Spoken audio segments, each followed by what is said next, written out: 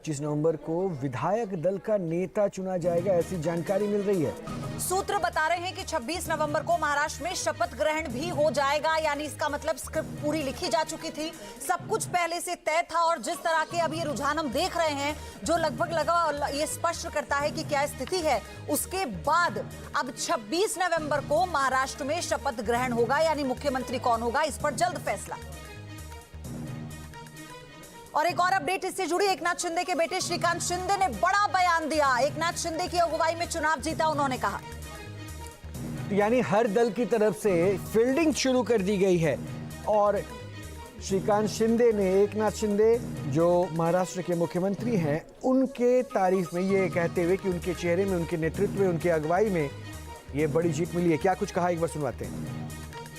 इस तरीके से अनअवेलेबल रहे, from the starting we were saying unavailable and not accessible MLA, I think he is on the verge of losing his seat. So I think people in last 2.5 years, the way Eknath ji Shinde has worked, the way he has carried forward the legacy of Balasaheb Thackeray, the way Mahayuti has worked under his leadership, and the way Mahavikas Aghadi or the Ubhata netas, leaders,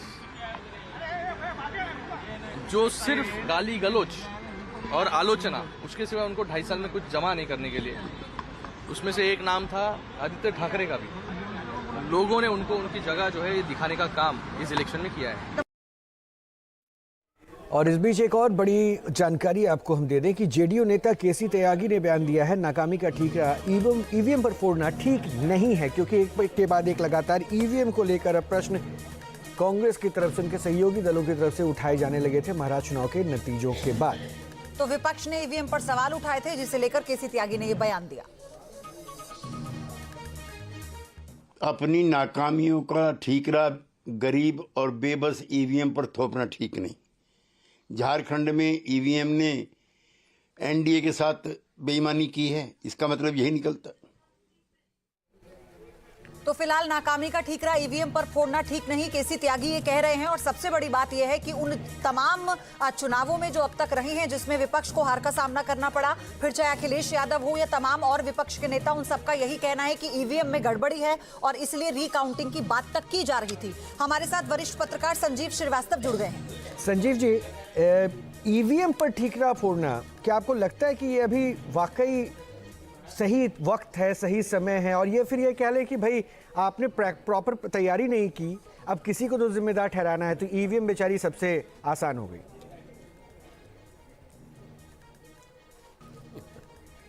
देखिए, व्यक्तिगत रूप से मेरा कभी ये मानना नहीं रहा है कि ईवीएम में कुछ गड़बड़ है, और उसका बड़ा कारण ये है, अगर हम ईवीएम में ही गड़बड़ मान लेंगे तो पूरी की पूरी कवायद ही बेमानी हो जाएगी और किसी भी चीज़ का कोई अर्थ नहीं रह जाएगा, ना कोई चर्चा कर सकते हैं, ना बात कर सकते हैं। इसलिए बगैर उसके विज्ञान में जाए हुए मेरा हमेशा से मानना है कि ईवीएम को आप सही मानिए, अपनी मेहनत करिए।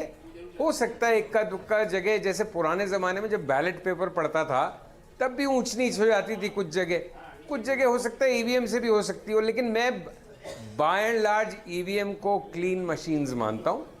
मेरा उस प्रक्रिया में पूरा विश्वास है और वो आवश्यक भी है उस पर विश्वास करना, नहीं तो हमारे लोकतंत्र पे ही हम विश्वास नहीं कर पाएंगे। तो ईवीएम्स आर राइट, और जिस तरह के नतीजे आते हैं, अगर ईवीएम में ही मैनेजमेंट होता तो बीजेपी की 240 पे क्यों सिमटती लोकसभा में, फिर वो 300 के पास ही जाते।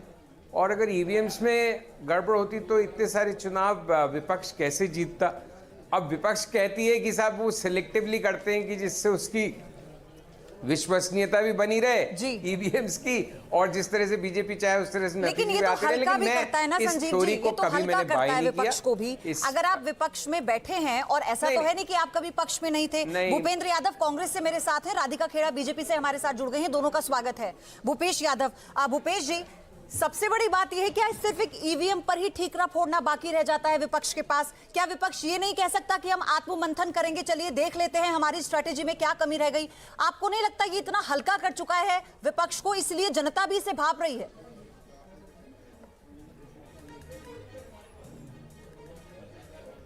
नहीं, हम तो मंथन करेंगे ही, कहाँ गलतियां हुई हैं कहाँ नहीं हुई है। क्या चुनाव आयोग का फर्ज नहीं बनता है जो ईवीएम गायब है उनके बारे में पारदर्शिता से बात करे? क्या ईवीएम का क्या इलेक्शन कमीशन का फर्ज नहीं बनता है कि सभी विपक्षी पार्टियों को एकजुट होकर ईवीएम के बारे में विस्तार से चर्चा करें? नहीं भूपेश जी आप अपनी बात पूरी कर दीजिएगा, लेकिन आपने एक लाइन जो बोली ना उस पर मैं आपको बता दूं, इलेक्शन कमीशन ने कई बार आमंत्रित किया तमाम दलों को, जब आपने प्रश्न उठाया आइए और प्रूव कीजिए कि ईवीएम हैक हो सकता है, तब तो आप में से कोई नहीं पहुंचता है, प्रक्रिया तक भी नहीं पहुंच पाया। और अभी आप कहते हैं कि अगर टीवी डिबेट्स में बैठकर आप लोग ये कहते हैं कि ईवीएम में घपला हो रहा है तो डेमो दीजिए ना। अरे आप मुझे आप अरे वही तो कह रहा हूं, आप मुझे अपने घर बुला लीजिए, कहिए यहाँ बैठ जाइए, यहाँ नहीं बैठ सकते, यहाँ से उठ जाइए, यहाँ बैठ जाइए। आप हमें एक मौका तो दीजिए उसको प्रूव करने का। आप ईवीएम देंगे नहीं, प्रूव करने का समय देंगे नहीं, अपने घर बुला के एक उसकी भूपेश जी तो झारखंड में भी दिक्कत हुई है क्या ईवीएम में? झारखंड में भी ईवीएम गायब हुई है? अरे नहीं, झारखंड छोड़िए, वायनाड में 3 लाख से ज्यादा वोटों से प्रियंका गांधी वाड्रा अभी आगे चल रही है, वहां पे कौन सा ईवीएम बदला गया? जहां चाहे अरे मैं बता रहा हूं आपको, सुनने तो दीजिए। आप सवाल पे सवाल दाग रहे हैं, पहले मुझे बोलने का मौका तो दीजिए। चाहे जीत हो या हार हो, इलेक्शन कमीशन का फर्ज बनता है, इलेक्शन कमीशन का फर्ज बनता है सभी विपक्षी पार्टी को एकत्र करके और उनकी जितनी भी शंकाएं हैं उसको दूर करें। ये क्यों नहीं करते हैं, मेरा ये सवाल है। राधिका खेड़ा, इनका सवाल आपने सुन लिया होगा, तो मुझे लगता है आप उनको जवाब दे दीजिएगा इलेक्शन कमीशन के ऊपर जो सवाल उठा रहे हैं। लेकिन झारखंड में क्या हो गया आप लोगों के साथ? वहाँ रणनीति काम नहीं आई, एक है तो सेफ है, बटेंगे तो घटेंगे। देखिए किस तरीके से डेवलपमेंट का मुद्दा उन लोगों के सामने हार गया। हमने देखा किस तरीके से गुलाम अहमद मीर जो इनके प्रभारी हैं, उन्होंने खुले तौर पे डिक्लेयर किया था कि हम 450 रुपये का सिलेंडर घुसपैठियों को देंगे। कैसे वो काम कर गया, घुसपैठियों का वोट इनको जो फेक वोट इनको इकट्ठा करने की आदत है वो इनकी मदद कर गया। लेकिन हमारी क्या कमियां रहीं, हम कैसे अपना काम झारखंड की जनता तक अभी तक नहीं पहुंचा पाए, ये बहुत ही समीक्षा करने का मुद्दा है। और भारतीय जनता पार्टी हमेशा से अपनी गलतियों से सीखती है और फिर दुगनी ताकत से वापस आती है, और ये दुगनी ताकत आपको दिल्ली के नतीजों में दिखाई देगी। रही बात की झारखंड के नतीजों की, तो कांग्रेस पार्टी ने तो पिछली बार से भी कम सीटें आ रही हैं, उनकी शायद 2 सीटें कम हो गई हैं, तो उनके पास तो ताली बजाने के लिए कुछ ऐसा है नहीं। दूसरी बात जो ये कह रहे थे कि ईवीएम को लेकर, तो अगर ये मानते हैं कि महाराष्ट्र की ईवीएम में तकलीफ है, तो मैं उम्मीद करती हूं कि इनके शहजादे आके आज प्रेस कॉन्फ्रेंस लेकर कहेंगे कि हम झारखंड के नतीजों को नहीं मानते, हम वायनाड के नतीजों को नहीं मानते, इसलिए मेरी बहन प्रियंका वाड्रा इस बार एमपी का ओथ नहीं लेंगी और हम झारखंड में सरकार नहीं बनाएंगे। जब ईवीएम खराब है तो हर जगह खराब है, तो इस नैरेटिव को ये लेकर चलेंगे। मैं उम्मीद करती हूँ कि वॉक द टॉक करेंगे। ठीक है भूपेश जी, मैं आगे बढ़ूं, इस पर जवाब दे दीजिए। ऐसा है क्योंकि ये सवाल तो मैं और रोहित भी पूछ रहे थे, तो आपने कहा आप सवाल ही सवाल पूछ रहे हैं, अब तो राधिका जी ने भी कह दिया, तो ऐसा होगा क्या? राहुल गांधी करेंगे ऐसा? नहीं, मैं तो कह रहा हूं, मैं तो कह रहा हूं, जहां भी चाहे जीत हो चाहे हार हो, इलेक्शन कमीशन का फर्ज बनता है निष्पक्षता से ईवीएम की विपक्ष को बुला के उनके समक्ष जांच कराए। ऐसा क्यों नहीं होता है? इलेक्शन कमीशन क्यों भाजपा की कठपुतली की तरह काम करता है? नहीं, मुझे लगता है कि आप लोगों के स्टेटमेंट जो है ना अपने कंफर्ट जोन के हिसाब से होते हैं। आपको नहीं पता है कि 2024 के लोकसभा चुनाव के नतीजों में ईवीएम ने इज्जत सबके रख ली थी ना, उस समय ईवीएम बिल्कुल सही था, लेकिन हरियाणा में वो ईवीएम गड़बड़ करती दिखी, महाराष्ट्र आते आते तस्वीर ऐसी हो गई। तो अपने कंफर्टेबिलिटी के हिसाब से ईवीएम को बार बार कटघरे में खड़ा कर देना। अरे आप लोग आखिरी मोमेंट तक सिर्फ टिकट बंटवारे को लेकर आपस में माथापच्ची कर रहे थे सर, पा रहे थे, सुलह समझौता नहीं कर पा रहे थे, इसलिए स्थिति हो गई कि चौथी 4 पार्टियों में आप नीचे कतार पे आ गए। खैर, मैं एक बार राधिका खेड़ा एक रिएक्शन में चाहूंगा, मुख्यमंत्री कौन होगा? क्योंकि देखिए दावे इसलिए मैं कह रहा हूं, अजीत पवार के नाम का भी प्रस्ताव सामने से किसी ने कह दिया, शिंदे साहब के बेटे कह रहे हैं कि जीत उनकी अगुवाई में हुआ चेहरा वो थे, अब फडणवीस साहब को बड़ी बड़े लोग तारीफ कर रहे हैं, उनकी बधाई दे रहे हैं, जीत का अगुआ बता रहे हैं। अमित शाह से मुलाकात भी कर ली है उन्होंने। चेहरा कौन होने वाला है? बड़ी पार्टी चुकी है, अब आपकी हो चुकी है, इसलिए पूछ रहा था मैं। देखिए, अभी तो हम चुनाव जीत रहे हैं, पूरे नतीजे आने दीजिए और थोड़ा हमें मिठाई खाने दीजिए, थोड़ा खुशी मनाने दीजिए। अब फटाफट खटाखट वाली जलेबी, फैक्ट्री वाली जलेबी तो हमारे यहाँ आती नहीं, हाथ से बनी हुई जलेबी का हमें मजा लेने दीजिए। रही बात कि कौन मुख्यमंत्री होगा, तो हमारा रामलल्ला का विशाल परिवार है, पूरा परिवार साथ बैठकर इसको मीटिंग करेंगे, विधायक दल की बैठक होगी, हमारा नेतृत्व बैठेगा, सबका नेतृत्व बैठेगा और हमारा परिवार मिलके ये तय कर लेगा, वो भी आपके सामने आ जाएगा। चलिए, इस पर मैं आगे आपसे आऊंगी, लेकिन इसी बीच राधिका जी मैं आपको रोक रही हूँ। जीत के बाद महाराष्ट्र में सीएम शिंदे का बयान आया है, उन्होंने कहा महाराष्ट्र में महायुति को बम्पर बहुमत मिला है। आज मैं महाराष्ट्र के तमाम मतदाताओं को बहुत बहुत धन्यवाद देता हूँ, उनका अभिनंदन करता हूँ, क्योंकि ये विक्ट्री जो है ये लैंडस्लाइड विक्ट्री है। ये मैंने कहा था कि महायुति को थम्पिंग मेजोरिटी मिलेगी और इसीलिए मैं तमाम मतदाता जो है, मेरी लाडली बहनाओं को मैं धन्यवाद देता हूँ, लाडले किसानों को मैं धन्यवाद देता हूँ और लाडले हमारे भाई हैं, लाडले सीनियर सिटीजन हैं, सभी वर्ग जो है, सभी वर्ग को मैं धन्यवाद देता हूं कि उन्होंने ऐसी विजयश्री प्राप्त कर दी है कि न भूतो न भविष्य तो ऐसी विक्ट्री जो इस बार मिली है, जो 2-2.5 साल हमारी महायुति ने काम किया है। ये महायुति ने जो काम किया है उसके काम के ऊपर ये जनता ने शिक्का मुर्तब किया है, काम को तवज्जो दिया है, प्राथमिकता दी है और इसीलिए महायुति को इतनी बड़ी जीत हासिल हुई है। एक और बड़ी जानकारी दे देते हैं। एक तरफ तो बड़ी जीत के बारे में देवेंद्र फडणवीस की तरफ से जो अब बातें आ रही थी, एकनाथ शिंदे की तरफ से, माफ कीजिए, वो आपने सुन लिया, लेकिन देवेंद्र फडणवीस ने संघ प्रमुख मोहन भागवत से बात की है और चुनाव में सहयोग के लिए भागवत का आभार जताया है। आरएसएस की भूमिका बीजेपी की जीत में अहम होती है, ये कहा जाता था और इसलिए शायद ये दिख भी रहा है। समीकरण जो कम से कम अभी दिखा रहे हैं, देवेंद्र फडणवीस ने संघ प्रमुख मोहन भागवत से बात की है। एक पॉइंट मैं ले लेता हूं, संजीव सर मुझे जरा समझा देंगे, क्या ऐसा लगता है कि मुख्यमंत्री का चेहरा कौन होगा, इसको लेकर बीजेपी अपने सहयोगी दलों से खींचतान की स्थिति होगी? अच्छा, मेरा ये प्रश्न रहेगा, रामदास अठावले कुछ कह रहे हैं, एक बार वो सुन लेते हैं संजीव सर, उसके बाद मैं आपसे ये प्रश्न पूछूंगा। दिया और मतलब हमें 200 के ऊपर मतलब सीटें मिल रही है, तो ये हमारे लिए बहुत बड़ी जीत है।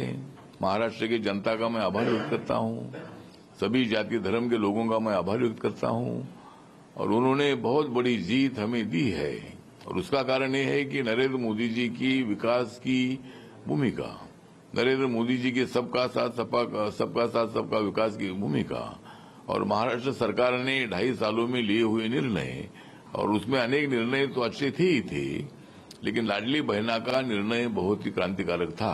पूरे महिलाओं में, पूरे बहनों में बहुत ही अच्छा वातावरण था और इसीलिए इस वक्त जो टक्का बढ़ा था, मतलब लोकसभा के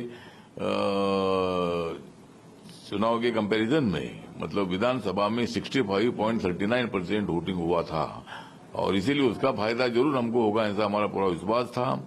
उसके मुताबिक महायुति को कम से कम 213 तक तो अभी सीट दिखा रहे हैं, लेकिन हमें विश्वास है कि 225-230 तक सीटें हमको आखिर तक मिल सकती है और एक बड़ी जीत हमारी है और उसके पीछे नरेंद्र मोदी जी का विकास, उसके पहले लाडली बहना का निर्णय और कई निर्णय हमारी सरकार ने लिए थे, इसलिए जनता ने हमको वोट दिया है।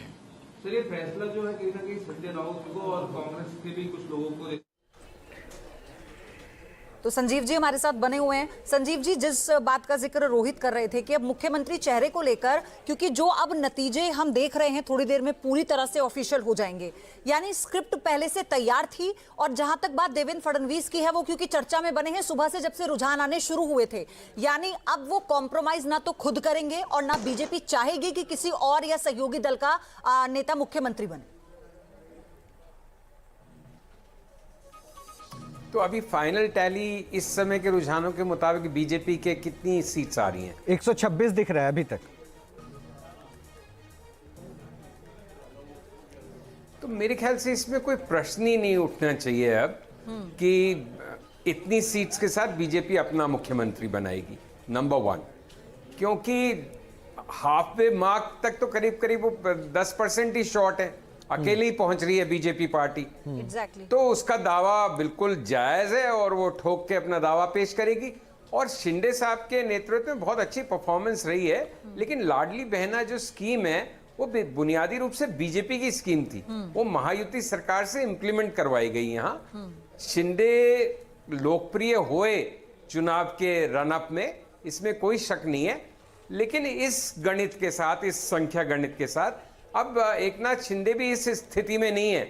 वो चाहेंगे वो मुख्यमंत्री बने, लेकिन नहीं बने तो कोई बहुत ज्यादा बार्गेनिंग स्ट्रेंथ नहीं रही न शिंदे जी के पास न अजीत पवार के पास। तो जब देवेंद्र फडणवीस चीफ मिनिस्टर पहले थे जब और एकनाथ डिप्टी शिंदे, चीफ आप याद मिनिस्टर कीजिए बन वो सकते वक्त हैं, जब उन्हें मुख्यमंत्री तो बनाया गया ये था, दोनों भी डिप्टी जब चीफ एक मिनिस्टर कुर्सी बन सकते थी हैं वापस। और Sorry। देवेंद्र फडणवीस की कुर्सी लगाई गई थी और जब उप मुख्यमंत्री उन्हें बनाया गया था, उस वक्त लंबी मीटिंग चली थी और सूत्र उस वक्त ये भी बताया करते थे कि ये पूरा 50-50 फॉर्मूला है कि अगर आने वाले अगले चुनाव में जीत होती है, पार्टी का जो भी प्रदर्शन रहता है, तो उसमें फडणवीस चेहरा होंगे। और लोकसभा चुनाव के नतीजों के बाद जिस तरह फडणवीस सामने आते हैं, वो जिम्मेदारी लेते हैं खराब प्रदर्शन की, इस्तीफे की पेशकश करते हैं, पार्टी उन्हें फिर ग्राउंड पर उतारती है। और ये जो अपार हम देख रहे हैं लोगों का जो पूरा समर्थन रहा है बीजेपी को, उसके बाद तो ये पहले से ही क्लियर हो जाता है कि फडणवीस एक वो चेहरा होने वाले हैं, एक युवा वो चेहरा होने वाले हैं जिसे लेकर पार्टी ने पूरा दांव खेला है। देखिए, पहले से कुछ भी चीजें कितनी भी स्पष्ट हो, लेकिन अल्टीमेटली लोकतंत्र संख्या का खेल है, नंबर्स का गेम है।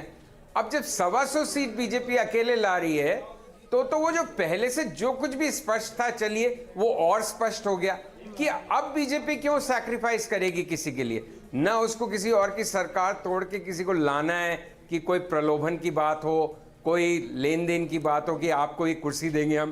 अब क्लियर सब कुछ वर्डिक्ट है। न पवार और इस जनादेश के बाद न अजीत पवार न एकनाथ शिंदे महायुति को छोड़ने की स्थिति में है। तो मेरे ख्याल से अब तो तस्वीर सिर्फ रस्म अदायगी है कि बीजेपी के मुख्यमंत्री बनेंगे, और बीजेपी के मुख्यमंत्री के रूप से जिस तरह से अमित शाह की भी बैकिंग है और जिस तरह से उन्होंने सैक्रिफाइस किया और पिछले 4-5 साल में स्वयं को कंडक्ट किया है, और उससे पहले उनके 5 साल के शासन की जिस तरह से प्रशंसा होती थी। आपको रोकूंगी माफी के साथ, एकनाथ शिंदे कुछ कह रहे हैं, इसी बीच सुन लेते हैं उन्हें।